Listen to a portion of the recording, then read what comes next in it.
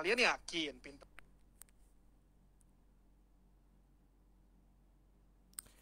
Shalom, selamat malam saudara-saudara yang dikasihi oleh Tuhan.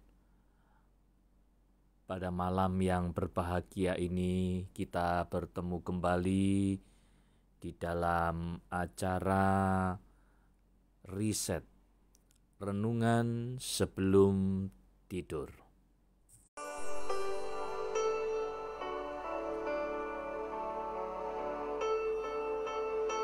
Bacaan firman Tuhan yang akan kita renungkan bersama pada malam hari ini terambil dari kitab Bilangan pasal 13 mulai ayat 25 sampai dengan ayat 33. Dikatakan demikian oleh firman Tuhan, Bilangan 13 ayat 25 sampai ayat 33. Sesudah lewat 40 hari, pulanglah mereka dari pengintaian negeri itu, dan langsung datang kepada Musa, Harun, dan segenap umat Israel di Kades, di padang gurun Paran. Mereka membawa pulang kabar kepada keduanya dan kepada segenap umat itu, dan memperlihatkan kepada sekaliannya hasil negeri itu. Mereka menceritakan kepadanya, "Kami sudah masuk ke negeri kemana kau suruh kami, dan memang negeri itu berlimpah-limpah susu dan madunya, dan inilah hasilnya. Hanya bangsa yang diam di negeri itu kuat-kuat, dan kota-kotanya berkubu dan sangat besar. Juga keturunan Enak telah kami lihat di sana. Orang Amalek diam di tanah Negeb, orang Het, orang Yebus, dan orang Amori diam di pegunungan. Orang Kanaan diam sepanjang laut dan sepanjang tepi sungai Yordan." Kemudian Kaleb mencoba menenteramkan hati bangsa itu. Di hadapan Musa katanya, "Tidak, kita akan maju dan menduduki negeri itu, sebab kita pasti akan mengalahkannya." Tetapi orang-orang yang pergi ke sana bersama-sama dengan dia berkata, "Kita tidak dapat maju menyerang bangsa itu, karena mereka lebih kuat daripada kita." Juga mereka menyampaikan kepada orang Israel kabar busuk tentang negeri yang diintai mereka, dengan berkata, "Negeri yang telah kami lalui untuk diintai adalah suatu negeri yang memakan penduduknya, dan semua orang yang kami lihat di sana adalah orang-orang yang tinggi-tinggi perawakannya. Juga kami lihat di sana orang-orang raksasa, orang Enak yang berasal dari orang-orang raksasa, dan kami lihat diri kami seperti belalang, dan demikian juga mereka terhadap kami." Saudaraku, kita menemukan ada perbedaan yang sangat mencolok sekali antara 10 pengintai yang menyampaikan kabar busuk yang membuat orang Israel akhirnya berontak melawan Musa dan Harun, bahkan melawan Tuhan tentunya, karena mereka tidak memiliki rasa optimis, iman yang besar ketika diperhadapkan dengan tantangan ke depan. Tetapi yang minoritas hanya 2 orang Yosua dan Kaleb justru berkata sebaliknya. Mereka optimis. Mereka berkata, "Tidak, kita akan maju dan menduduki negeri itu, sebab kita pasti akan mengalahkannya." Ya, sama-sama melihat survei tanah Kanaan itu. 10 pengintai menyampaikan kabar busuk, berita ketakutan, tetapi yang 2 justru menyampaikan berita yang menenteramkan, yang seharusnya berita ini bisa diikuti oleh orang-orang Israel. Tapi suara mayoritas memang selalu menarik. Yang minoritas justru nggak didengar. Tetapi Tuhan suka dengan yang minoritas, Yosua dan Kaleb.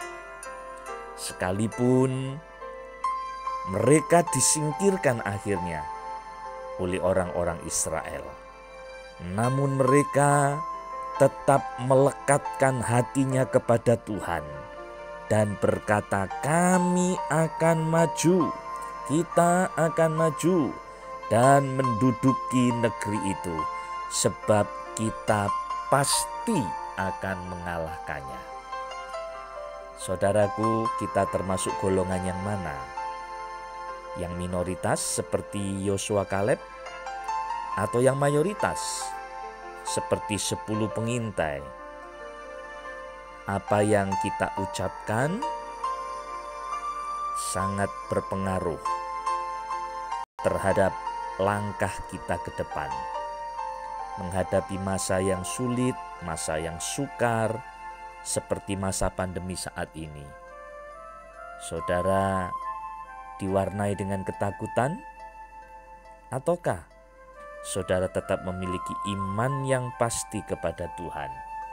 Bahwa Tuhan adalah Tuhan yang menjamin hidup kita, Tuhan yang akan berperang ganti kita, Tuhan yang akan memelihara, menjaga, membela, menyertai, memberkati hidup kita? Ataukah sebaliknya justru kita meragukan kuasa Tuhan di dalam kehidupan kita? Mari belajar untuk tetap mempercayai Tuhan di dalam segala aspek kehidupan kita, termasuk tantangan-tantangan ke depan yang kita pun juga tidak tahu. Saya percaya mayoritas sebagian penduduk Indonesia, bahkan penduduk dunia, akan mengatakan kata-kata pesimis yang justru membunuh karakter kita, yang justru membunuh iman kita, karena perkataan itu punya kuasa. Hidup dan mati kita dikuasai oleh lidah, dan kita akan memakan buahnya. Kita akan melihat hasilnya. Jika kita memiliki iman, kita akan berkata-kata dengan kata-kata iman. Dan kuasa perkataan iman itu dahsyat luar biasa. Bukan hanya bagi diri kita sendiri, tapi juga bagi orang lain yang mendengarnya. Sehingga orang yang mengalami kebimbangan, ketakutan, kekhawatiran akan bangkit ketika mendengar kuasa perkataan yang kita miliki. Sebaliknya, kalau perkataan kita penuh dengan ketakutan, kekhawatiran, kata-kata negatif, melemahkan orang lain, justru membuat orang tidak berani melangkah. Ketakutan, hidupnya makin ketakutan. Setiap kali mendengar berita yang menakutkan, hidupnya penuh dengan ketakutan. Sampai akhirnya paranoid. Mari saudaraku, minta kekuatan Tuhan menghadapi segala yang terjadi saat ini. Dan mulai belajar memperkatakan kata-kata yang benar, kata-kata yang lahir dari iman. Saya berdoa biarlah kekuatan Tuhan dilimpahkan atas kita semua, sehingga kita mampu menghadapi semua kesukaran yang terjadi saat ini dan tetap mempercayai Tuhan ada di depan kita, membela, menyertai, melindungi, dan bahkan memberkati kehidupan kita. Amin. Mari kita berdoa sebelum kita beristirahat malam ini. Kami memegang teguh janji-Mu ya Tuhan, bahwa janji-Mu ya dan amin. Firman-Mu hidup dan berkuasa. Ampuni jikalau kami masih dirundung dengan ketakutan, kekhawatiran menjalani hidup ini, dan secara tidak langsung akhirnya kami melemahkan iman kami sendiri, karena kami meragukan akan kuasa Tuhan. Kami membesar-besarkan masalah kami, dan akhirnya kami mengecil-ngecilkan Tuhan. Tetapi setelah kami mendengar kisah ini, mampukan kami untuk berkata-kata dengan iman, berpikir dengan iman, melangkah dengan iman, bahwa Tuhan adalah Tuhan yang sanggup menyertai, menolong, membela hidup kami. Malam ini biarlah kami dapat beristirahat di dalam damai sejahtera Tuhan, di dalam perlindungan dan berkat Tuhan. Kami bersyukur di dalam nama Tuhan Yesus Kristus. Haleluya. Amin. Selamat malam saudara-saudara yang dikasihi Tuhan. Biarlah malam ini kita dapat beristirahat di dalam berkat-berkat Tuhan. Karena Tuhan berkata lewat firman-Nya, Dia memberkati kita selagi kita tidur. Malam ini biarlah kebaikan Tuhan dicurahkan atas kita semua. Selamat malam, Tuhan Yesus memberkati kita semua.